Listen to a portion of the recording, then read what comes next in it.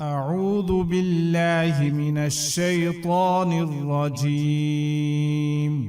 پناہ مانگتا ہوں میں اللہ کی شیطان مردود سے۔ بسم اللہ الرحمن الرحیم۔ اللہ کے نام سے جو بہت مہربان اور نہایت رحم والا ہے۔ مسامرہ ٹی وی کے ناظرین کرام، السلام علیکم۔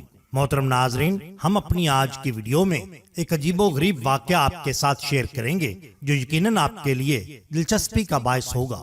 ناظرین، یہ تو آپ کو معلوم ہے کہ بھارتی محکمہ موسمیات نے طوفان کو انتہائی طاقتور اور کیٹیگری 3 کا طوفان قرار دیا ہے، جس کے باعث آج دوپہر 115 سے 125 کلومیٹر فی گھنٹہ کی رفتار سے ہواؤں کے چلنے کا امکان ہے۔ بھارتی میڈیا کا بتانا ہے کہ نیشنل ڈیزاسٹر ریسپانس فورس کی 18، اسٹیٹ ڈیزاسٹر فورس کی 12، state road and building department کی 115 اور اسٹیٹ الیکٹرسٹی ڈپارٹمنٹ کی 397 ٹیموں کو ساحلی علاقوں میں تعینات کیا گیا ہے۔ بھارتی وزارت دفاع کے مطابق فوج، بحریہ اور ایئر فورس میں تمام فورسز نے گجرات میں شہریوں کو ضروری امداد کی فراہمی کے لیے تیاری مکمل کر رکھی ہے۔ بھارتی میڈیا کے مطابق طوفان کے باعث ماہی گیروں کو 16 جون تک کھلے سمندر میں جانے سے روکتے ہوئے پورٹس کو بند کر دیا گیا ہے، جبکہ حفاظتی اقدامات کے تحت 76 ٹرینیں بھی منسوخ کر دی گئی ہیں۔ سمندری طوفان بائپر جو آئے تو 15 یا 16 کو ٹکرائے گا، لیکن اس کے اثرات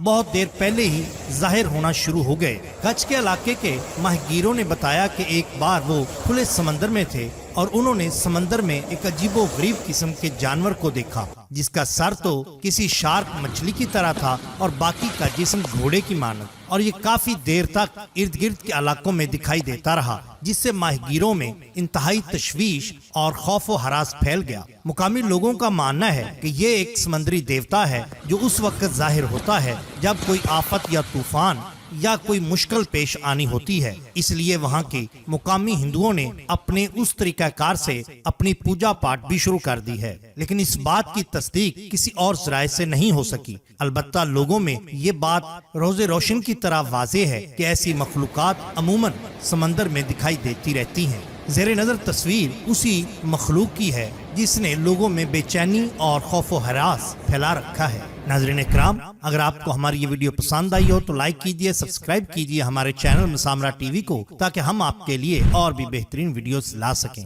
آپ کا بہت شکریہ۔ اللہ حافظ۔